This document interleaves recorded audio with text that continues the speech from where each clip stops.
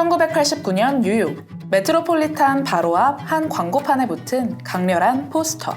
시선을 끄는 노란 배경과 이미지, 커다란 볼드체로 쓰인 시니컬한 질문.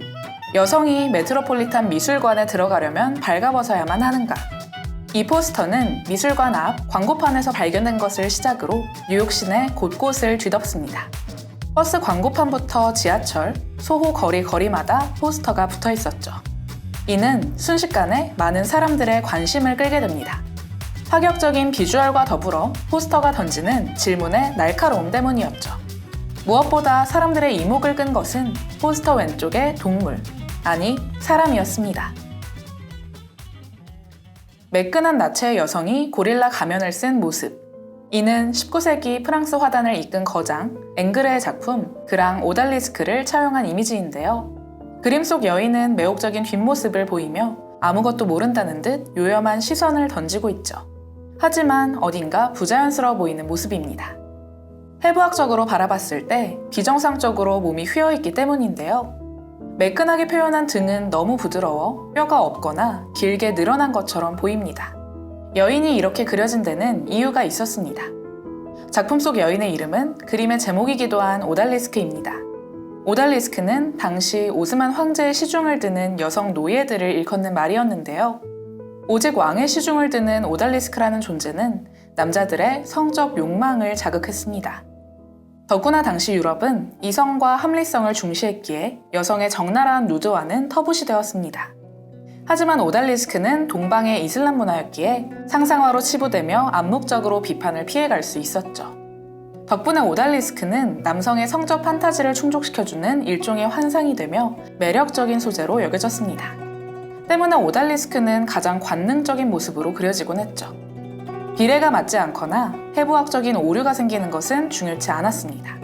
프랑스의 색채화가로 유명한 앙리 마티스 역시 이 오달리스크를 그리기도 했을 만큼 오달리스크 판타지는 강력하고 오랫도록 소비되었는데요. 하지만 이 포스터에는 우리가 알던 오달리스크의 이미지와는 대비되는 험상궂은 고릴라 얼굴을 한 여성이 있습니다. 남성의 판타지를 채워주려는 어떠한 뉘앙스도 느껴지지 않죠. 왼편에 쓰여진 문구는 이런 분위기를 더욱 확실하게 만듭니다. 여성이 메트로폴리탄 미술관에 들어가려면 발가벗어야만 하는가? 시선을 아래로 돌려 작은 글씨로 쓰여진 문구엔 이렇게 쓰여 있습니다. 미술관의 현대미술 부문에 포함된 여성 미술가는 5% 미만이지만 누드화의 85%는 여성을 그린 것이다. 실제로 미술관에서 소장하는 대다수 작품의 예술가는 남성이었지만 아이러니하게도 누드화 속 대다수는 여성이었죠. 이는 많은 이들이 불편해한 진실인 동시에 통계를 통해 입증된 사실이었습니다. 누드로 그려져 있는 여성은 작품이 되어 미술관에 들어갈 수 있지만 작품 활동을 하는 여성 예술가들은 미술관에 거의 들어갈 수 없었죠. 강렬한 이미지와 명확한 메시지, 객관적 통계로 질문을 던지는 게릴라 걸스의 작품이었습니다. 미니스커트에 망사 스타킹, 굽 높은 하이힐과 고릴라 마스크를 쓴 예술가들. 게릴라 걸스는 뉴욕에서 결성되어 지금까지 30년 넘게 얼굴을 드러내지 않고 활동하는 예술 운동가 그룹입니다. 이름에 사용된 게릴라는 소규모 기습 공격 전투를 뜻하는데요. 게릴라 걸스는 그들의 이름처럼 활동 초창기에 미술계를 기습적으로 공격했습니다. 이들의 첫 등장은 1985년이었죠. 이 갤러리들은 여성 미술가들의 작품을 10% 이하 전시하거나 전혀 하지 않는다. 이 포스터는 뉴욕 현대미술관 모마의 한 큐레이터의 발언으로 만들어졌습니다. 당시 모마에서는 최근 회화와 조각에 대한 국제적 연구 전시를 기획 중이었는데요.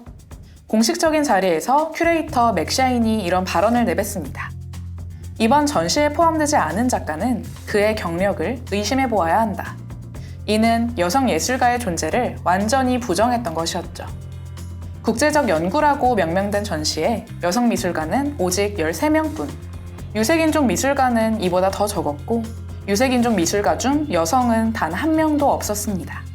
게릴라 걸스는 이 구조적 부조리함에 분노해 이 포스터를 제작한 것이죠. 이 작업을 진행할 당시 게릴라 걸스의 멤버는 7명밖에 되지 않았는데요. 적은 숫자의 팀원들은 밤새 뉴욕 소호거리 곳곳에 이 포스터들을 붙였습니다. 그리고 다음날 거리를 수놓은 포스터는 뉴욕 시민들에게 미술계의 부조리함을 알리는 신호탄이 되었죠. 게릴라걸스의 시작은 이렇게 비밀스럽고 기습적이었습니다. 그들의 이름 게릴라와 꼭 맞는 모습이었죠. 이후 이들은 익명성을 내세워 더 적극적으로 활동했습니다. 36년간 게릴라걸스를 거쳐갔다고 추정되는 예술가는 약 55명인데요. 그들이 정확히 몇 명인지 그리고 누구인지는 아무도 알지 못합니다. 이 사실을 정확하게 아는 건 오직 게릴라걸스의 멤버들 뿐이죠. 게릴라걸스의 익명성을 보장하는 고릴라 가면은 결성 초기 멤버 중 한 명이 게릴라를 고릴라로 잘못 적은 일에서 만들어졌습니다.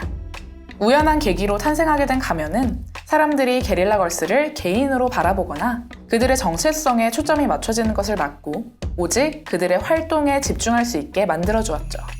미술계 안에 존재하는 차별과 부조리함을 다루던 그들은 점차 세력을 키우며 여러 주제의 운동으로 범위를 넓혀갑니다. 정치, 경제, 문화, 산업 등 다양했죠. 더 넓은 주제를 다루게 된 만큼 대중들의 관심은 더 방대해졌습니다. 버스나 지하철의 광고판, 건물의 벽면 등 공공장소에서 전시하던 포스터들은 곧 미술관을 비롯한 유명 박물관에 전시되기도 했죠. 예술계 혹은 그 너머의 부조리에 대항하기 위해 우리는 기꺼이 불경해지겠다고 외친 게릴라걸스.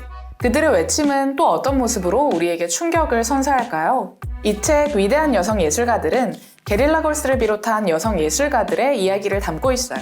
지난 5세기 동안 활동한 여성 예술가 400인의 사례가 담겨 있는데요. 이 책의 흥미로운 지점은 기존의 여성 예술가를 다룬 책들과 달리 페미니즘 예술이나 여성적 주제를 다룬 것이 아니라는 점이었습니다. 오랜 차별의 역사 속 소외된 여성 예술가들의 기법과 주제, 형태에 집중한 것이 포인트죠. 이전까지 자세히 연구된 적이 없었던 분야이기에 책을 넘어 귀중한 자료라는 평가도 받고 있는데요. 이 책의 저자 리베카 모릴은 서문에 이런 내용을 남겼어요. 위대한 여성 예술가들에 나오는 이름이 수많은 남성 예술가들만큼 알려지며 작품 제작자의 성별을 물을 필요가 없어질 때까지. 저자의 이런 집필 의도는 책 커버 디자인에서도 볼 수 있어요. 그레이트 워먼 아티스트에서 워먼을 지우는 듯한 디자인으로 만든 것이죠. 그간 주목받지 못했던 여성예술가 400인의 작품을 연구한 책, 위대한 여성 예술가들. 누군가의 여인, 작품 속 모델이 아닌 작가로 활동했던 더 많은 예술가의 이야기를 알고 싶으신 분들께 추천드립니다.